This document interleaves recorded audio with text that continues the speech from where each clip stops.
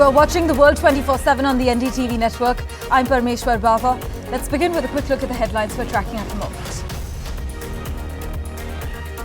Israeli Prime Minister Benjamin Netanyahu dissolved the influential war cabinet that has overseen the fighting in Gaza, days after the departure of Benny Gantz, a centrist former military chief. Gantz bolted from the government over frustration with the Israeli leaders' handling of the war.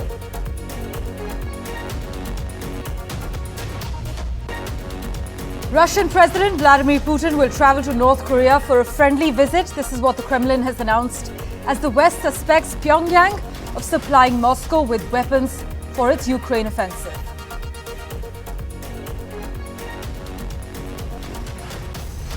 In the UK, Nigel Farage has unveiled a raft of populist pledges, massive tax cuts and £140 billion in spending commitments in a Reform UK manifesto that economists say do not add up.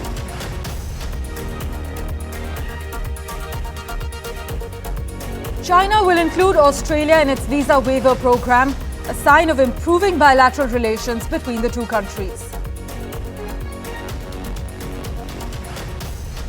National Security Advisor G. Doval and his US counterpart Jake Sullivan, who is on a two-day visit, underscored the vital importance of adapting each other's technology protection toolkits and resolved to prevent the leakage of sensitive and dual-use technologies to countries of concern as they chaired the second meeting of the Initiative on Critical and Emerging Technology. As per a latest report, India is the leading source of immigrant doctors in the United States and the second largest source of registered nurses.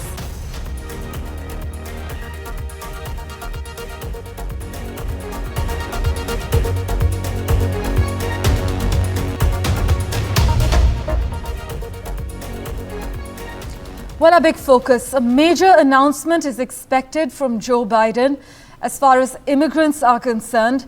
In the run-up to the critical US presidential election later this year, incumbent Joe Biden is expected to make a big announcement regarding an often contentious issue in the United States and now increasingly the world over, which is immigration. In fact, the president's domestic policy advisor, Neera Tanden, she was speaking at the USISPF summit in Washington, D.C. She indicated what to expect when she said that America attracts talented immigrants from across the world. Whether it's higher education, whether it's other aspects of policy, she highlighted the crucial role that Indians play. But for the latest insider details, I'm joined by Maha Siddiqui at the moment. She joins us live from Washington. It's always great to have Maha and her updates starting the bulletin with us. Maha, what insider details can you disclose to our viewers at the moment? So Parmeshwar, so far the US officials have been pretty guarded on what executive order the president is going to announce tomorrow here in the United States, which will be Tuesday. However, Neera Tanden gave us a glimpse of what possibly is likely to come. And this certainly is an indication that tomorrow Joe Biden is expected to make an announcement wherein the undocumented spouses of American citizens will in fact be legalized. They will be given a pathway towards a work permit as well if they have been in the US for around 10 years. Now, these elements are being reported in the US as per sources, but when Neera Tanden spoke today at the event, that is the summit of the US-India Strategic Partnership Forum, she gave clear indications that the US attracts talented immigrants from across the world. But she did say that in a topsy-turvy sort of a policy that they have sometimes, they end up sending many of them back to their countries, which actually ends up not having the kind of innovation that the US wants to encourage. So this is giving us a clear sense, although Parmeshwar, she also added that she doesn't want to give away what the president will announce on Tuesday because it's the prerogative of the president. But we're learning from the US media that it is expected that some of the undocumented spouses of American citizens, some families are expected to be present at that event, yes, tomorrow, where President Biden is going to make this announcement. And it's significant, Parmeshwar, because it will give an indication or mellow down the sentiment among Hispanic migrants specifically. Indeed. Because at the moment he has halted, that is President Biden has halted asylum requests at the US-Mexico border. But very significantly, Indians also form the third largest undocumented immigrants in the United States. So it is likely to impact a segment of the Indian population as well. And that is why this is going to be a pretty big, and as some people in the US are saying, a pretty historic announcement on Tuesday.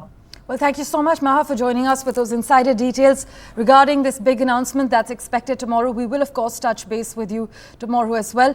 But as my colleague Maha Siddiqui is highlighting, US media has been reporting, citing sources, that it is likely that an executive order could be passed as early as tomorrow, as Maha is reporting, to protect undocumented spouses of American citizens. And this move is expected to impact around 5 lakh undocumented immigrants, and it's been seen as a move to send out a message to Latino voters in the United States. Meanwhile, as we've been extensively covering as well, US National Security Advisor Jake Sullivan began a 2-day visit to India, the first by a senior US official since Mr. Modi started his 3rd term.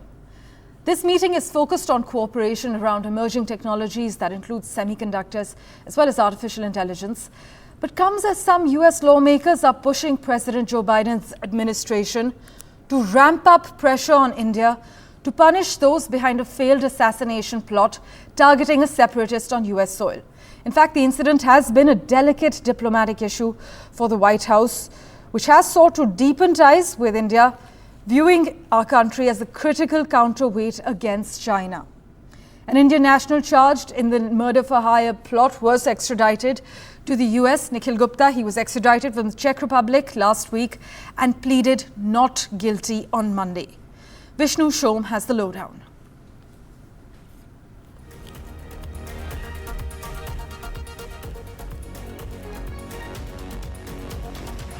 India and the United States have made significant strides towards deepening and expanding strategic cooperation across key technology sectors, including space, semiconductors, advanced telecommunications, artificial intelligence, quantum, biotechnology, and also clean energy. Key decisions were taken during the visit of the U.S. National Security Advisor Jake Sullivan, with India and the U.S. chairing a crucial meeting of ICET, or the Initiative on Critical and Emerging Technology. Specifically, both sides will step up cooperation, which will enable Indian and US astronauts to work together on the International Space Station. Both sides reviewed progress on the deal to acquire US Sea Guardian drones for the Indian Navy. Some would go to the Indian Army as well. They've noted ongoing progress in talks to commence the manufacture of US jet engines in India to power new variants of India's Tejas fighters. Both sides are pursuing advanced telecommunications opportunities, including ongoing 5G and 6G technologies. Semiconductor supply chains, including a new Indo-US joint venture to co-develop semiconductor designs, is being looked at. In addition to this, there will be joint ventures for precision-guided munitions to accurately hit targets in a conflict. Now, building a critical minerals partnership by jointly investing in rare earth deposits in Africa is also a priority. And India and the US are also pursuing new cooperation in quantum science and technology. So those are a few key areas which were actually announced during the visit of Prime Minister Narendra Modi to the United States. That is now being actioned on the ground, and there are certain areas where there's been definitive progress. This level of tech transfer the US has with only its closest allies. Well, in other crucial news, Israeli Prime Minister Benjamin Netanyahu dissolved his country's war cabinet, transferring decision-making powers back to Israel's main 14-person security cabinet. Now, the announcement comes a little more than a week after opposition leader Benny Gantz resigned from the war cabinet, citing Netanyahu's failure to create a post-war plan for Gaza.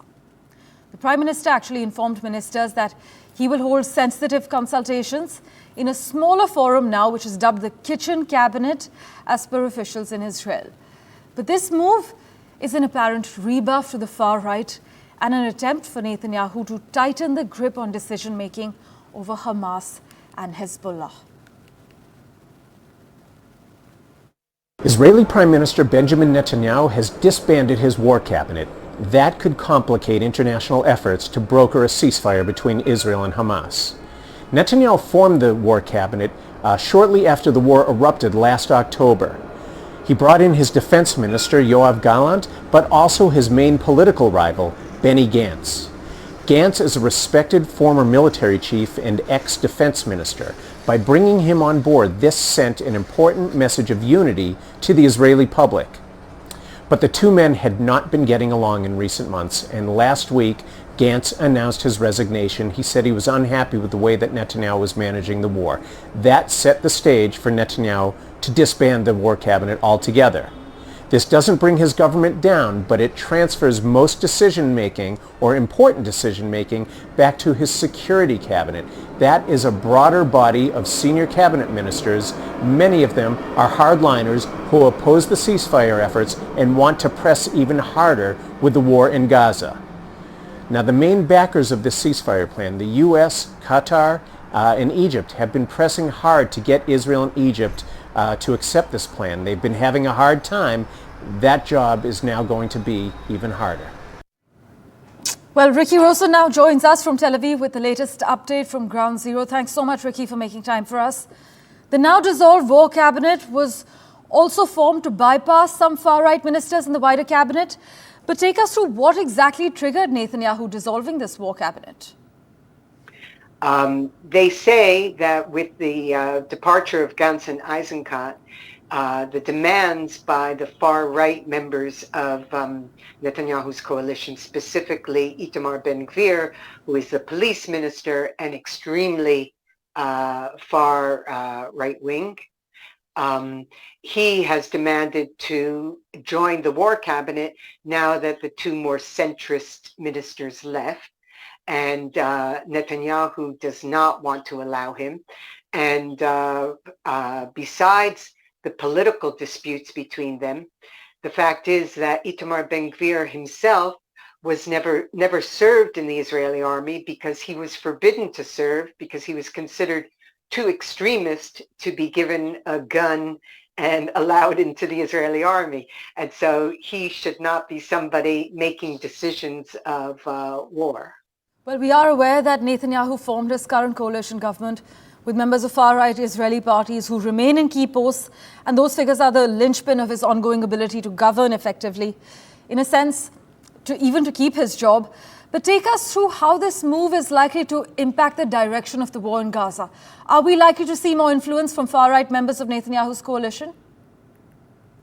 Well, Netanyahu has been, since the beginning of his coalition government, walking a tightrope between the far-right members of his coalition and the members of the public who are protesting against their policies, and the demands, especially after the war started, by the U.S. and European allies that he curb in the power of the far right and make decisions about the war and the government, and also actions in the West Bank and East Jerusalem, not according to the extremist policies of the far right.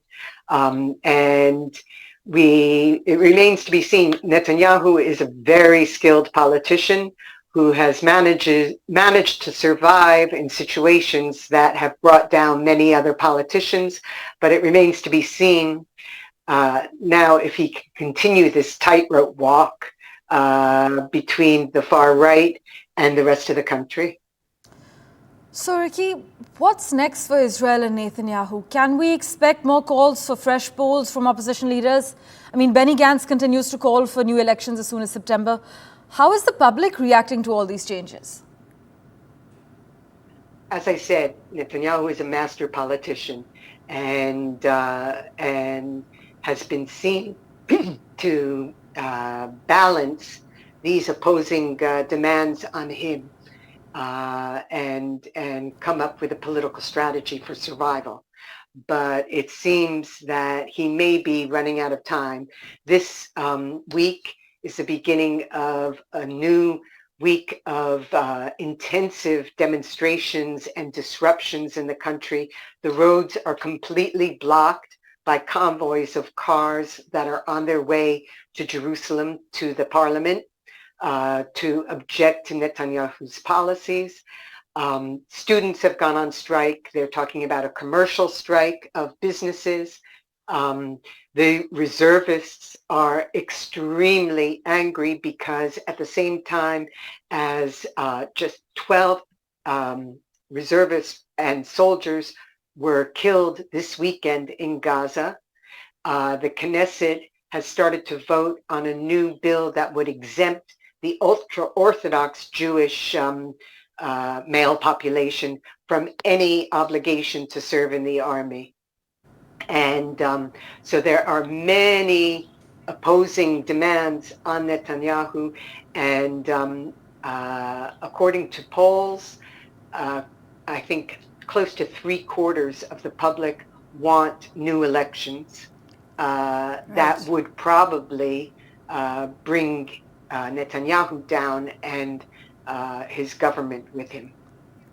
Well, Ricky, thanks so much as always for joining us with those crucial updates from Ground Zero. Let's turn our attention now to the other big story that's come our way. Here's something you may not have known. Every fifth immigrant doctor in the United States is an Indian. India is the top source country when it comes to immigrant physicians and surgeons working in the United States, and the second largest source country for registered nurses. In terms of the total number of immigrant healthcare professionals working in the US, including home health aides and nursing assistants, India dropped to third place after the Philippines and Mexico. But Remitly, a US-based company that provides digital financial remittance services, they recently released its Immigrant Healthcare Index based on its analysis of data of the Migration Policy Institute and US Bureau of Labor Statistics. Now, of the 9.9 lakh doctors that are in the US, nearly 26.5% or 2.6 lakh are immigrants.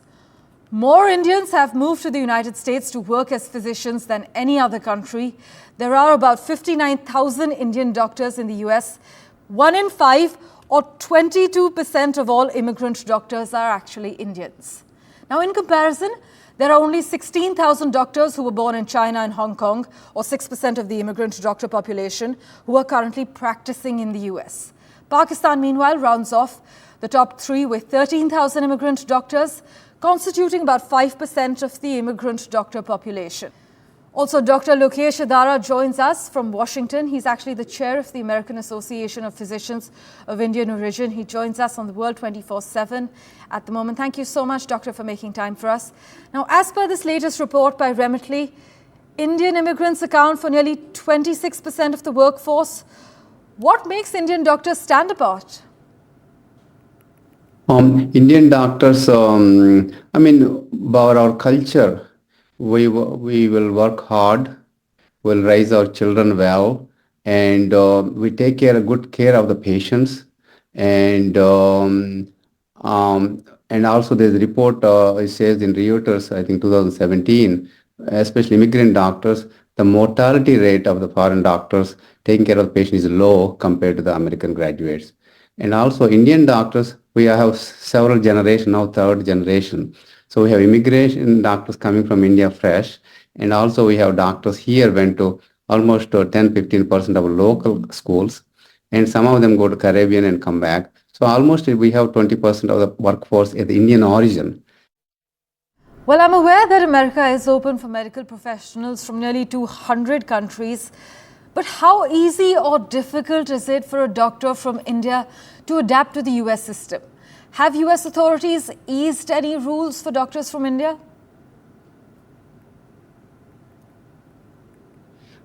Now currently with the all the globe is connecting so together, because I visited recently with a big team from here connected to the NMC, and the competition is growing. The number of the people who coming to immigration coming here, the number of residencies, that's what we call PG seats, that's where we take, is fixed. There are around, out of them Indian portion, because it will open, America open to all 190 countries. India is one of them. I think we're making almost 2,000 graduates from Indian with no visas coming to working. That number is fixed, because they cannot increase the number, because the postgraduate in America is funded by federal government almost like 12 to 15 billion and maybe 1 lakh crores or something. Would you then say the US healthcare system is heavily reliant on immigrants to sustain their functioning? Yes, in American system is always open to the immigrants. Immigrants is the reason America is striving like this for centuries since its origin. And not only India, all the immigrants make a big workforce. Without them, it's very hard to run the workforce. Especially health, of course, other sectors too, especially health is very, very important. Yeah, that's very, very important. Immigrant force is very important. That is the culture, that is the native of America. That's what we like. We like more freedom here. We work with them. We're part of the society. Yes. Dr. Adar, what advice would you give to doctors from India who are thinking of relocating to the United States, doctors who are looking to practice in the US? Any parting shot? Not only India, we have all over, I want them to think about not America, from Indian doctors to America, Indian whole healthcare workers to America. There are two advices I have. One for the workforce, not only just for USA, UK, Australia, and other countries, all European countries. And even some of them come and visit and left. That's fine too. They'll know about it. They know about the country. And we're working with, I think, Johns Hopkins, how the global culture, how our students go to different countries, land, and bring the India back, strengthen more and more. That's one of the things, and we'll encourage them to see the world, experience most, whether you settle anywhere or going back to India, you bring the unity, richness of, we learn from other cultures, we share our cultures to them. So we have so much of our culture to share, and which is already there across any country we have is Indian culture, everything there. For the government part of it, there are three things. We want to workforce like Japan give cars to all over the world, same way other countries. So India is give the workforce. A couple of things for nursing care. Philippines is with USA, they have more Philippine nurses. But if we change our system exam or our essay and short time questions, I love to change the multiple choice, which are high-end questions, to change it. Well, Dr. Adar, thank you so much for making time for us on the World 24/7. Stopping for a quick break for now. Back in a moment.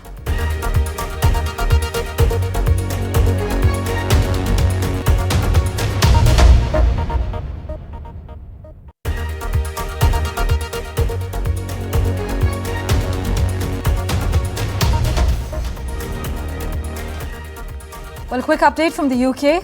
Well, Nigel Farage talks a good game, but what does his party actually want to do? Well, it's vowing to leave the European Convention on Human Rights, scrap the UK's environment goals, and reform Britain's voting system. They released their manifesto yesterday. Here are the key takeaways.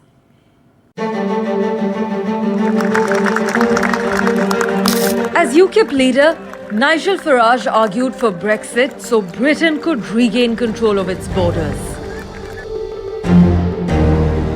Almost a decade on, immigration is still the #1 topic for Nigel Farage's right-of-centre Reform Party.